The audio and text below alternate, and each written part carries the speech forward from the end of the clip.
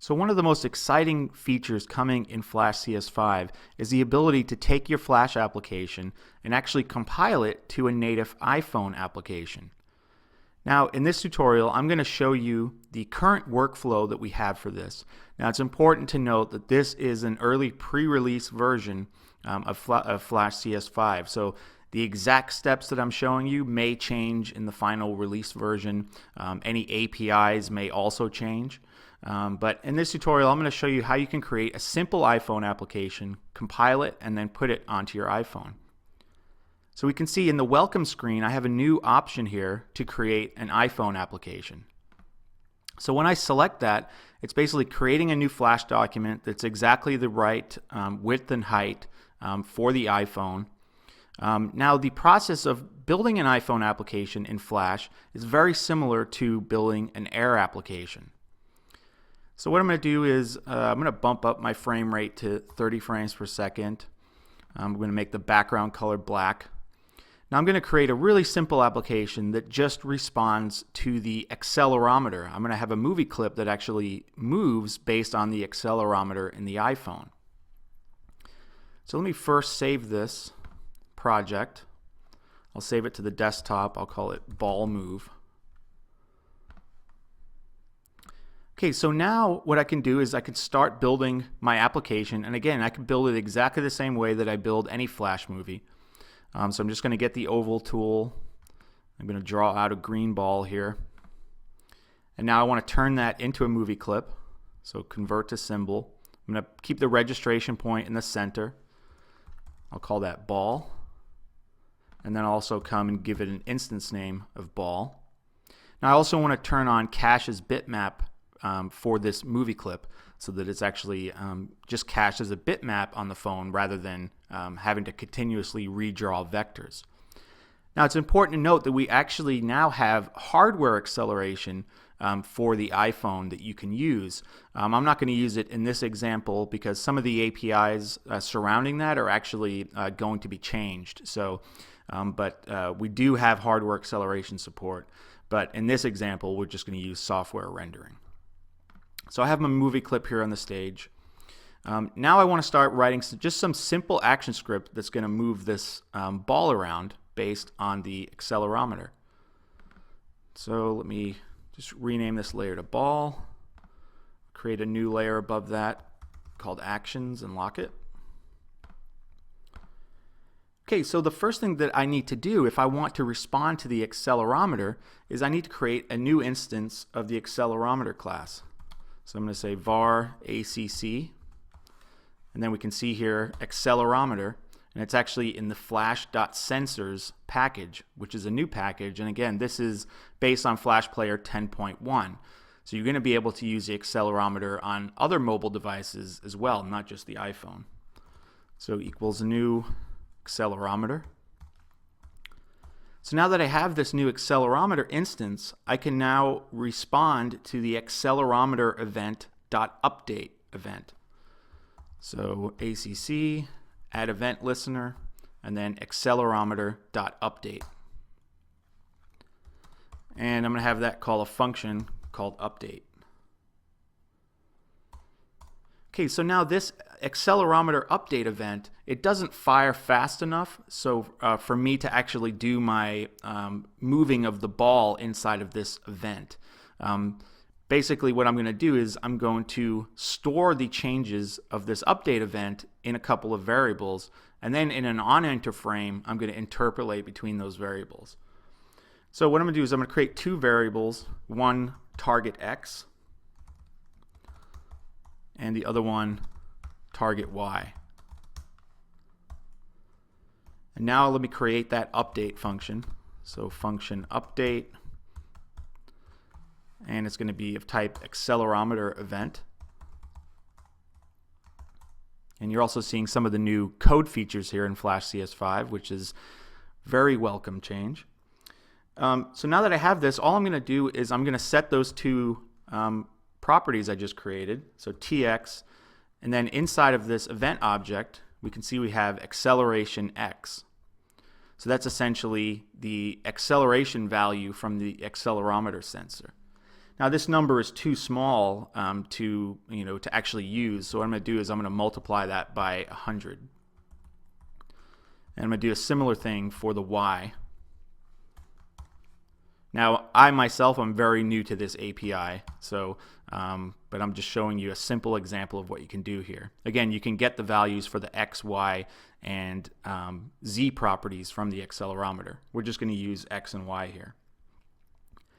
Okay, so now every time the accelerometer update event fires, I'm getting the value, increasing the value here and storing it in these two variables. Now I want to actually, in an onEnter frame, I want to actually move the ball based on that. So add event listener, event.enter frame. And I'll have it call a function called loop. So function loop.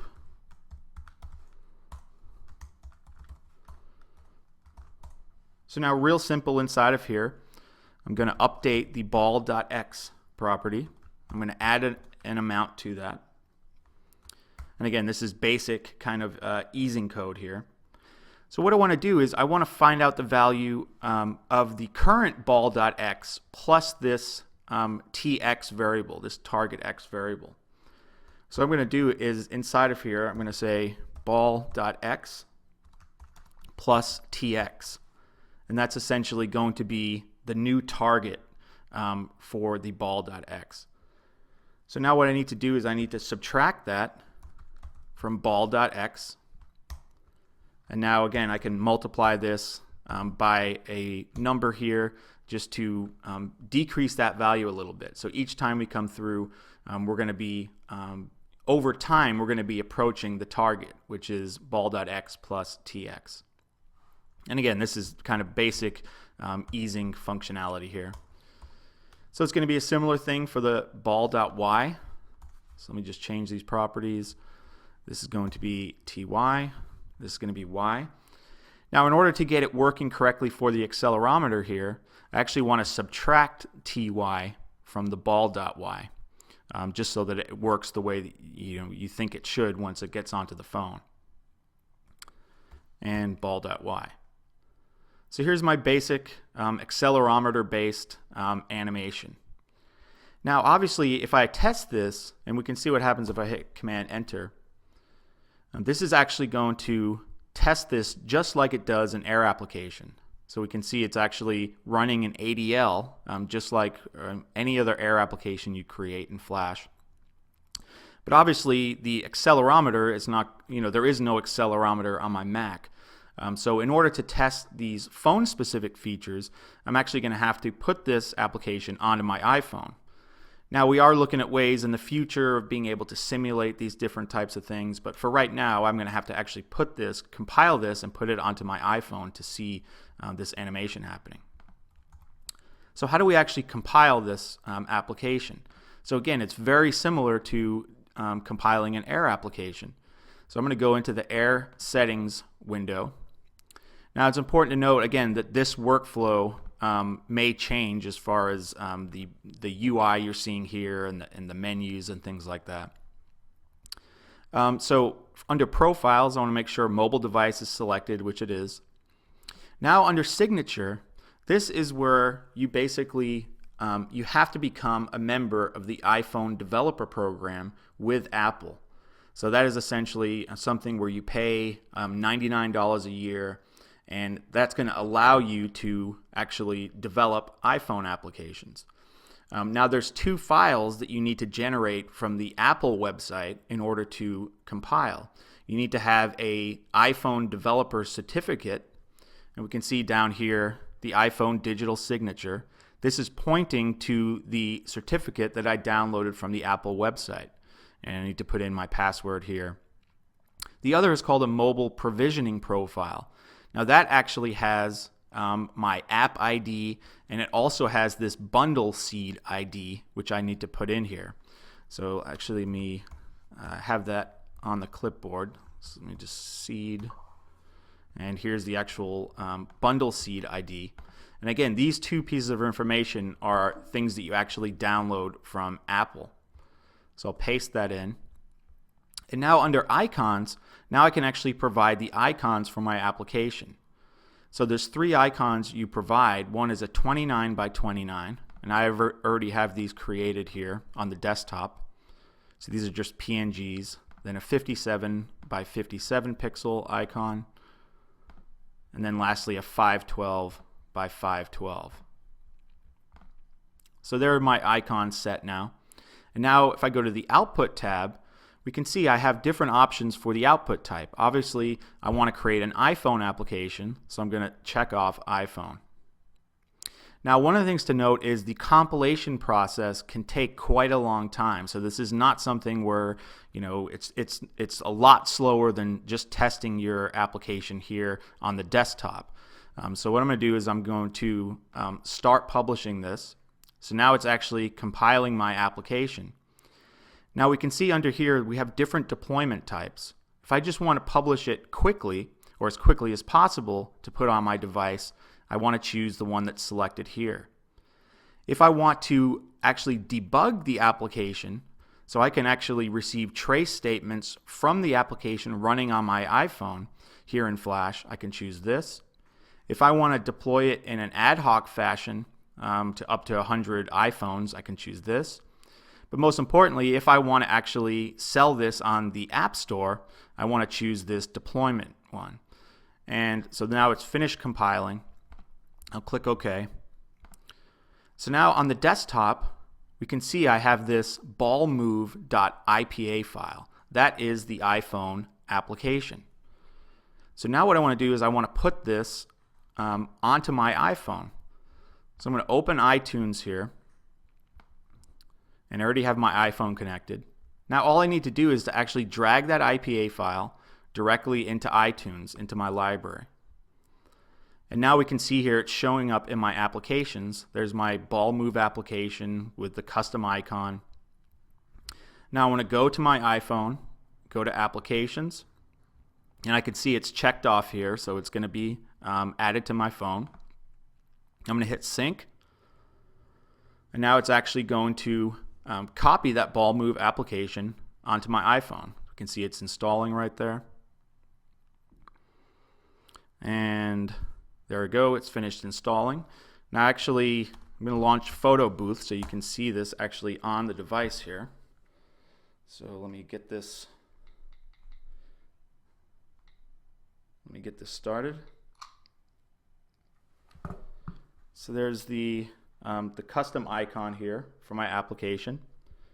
And when I launch that up, we can see now I can actually move this ball around based on the accelerometer. So extremely easy. It's kind of amazing how much easier it is to create applications in this fashion rather than using Objective-C, which is quite a bit more complicated. So you can see I have really nice motion there.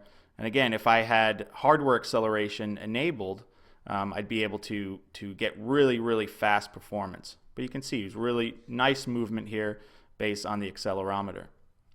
So let me quickly show you a couple of the examples that have hardware acceleration. These were created by engineers on the player team.